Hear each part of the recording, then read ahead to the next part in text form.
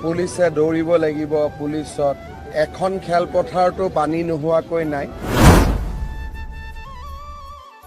সেইকাৰণে জুলাই মাহটো অপেক্ষা কৰি লওঁ তাৰ পিছত এই বছৰতে আমি সব শেষ কৰিম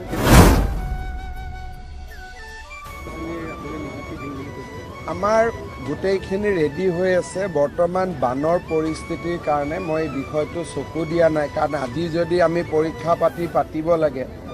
পুলিচে দৌৰিব লাগিব পুলিচত এখন খেলপথাৰতো পানী নোহোৱাকৈ নাই সেইকাৰণে জুলাই মাহটো অপেক্ষা কৰি লওঁ তাৰ পিছত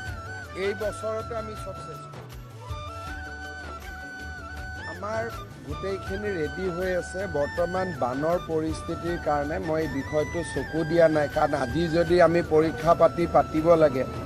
পুলিচে দৌৰিব লাগিব পুলিচত এখন খেলপথাৰতো পানী নোহোৱাকৈ নাই সেইকাৰণে জুলাই মাহটো অপেক্ষা কৰি লওঁ তাৰ পিছত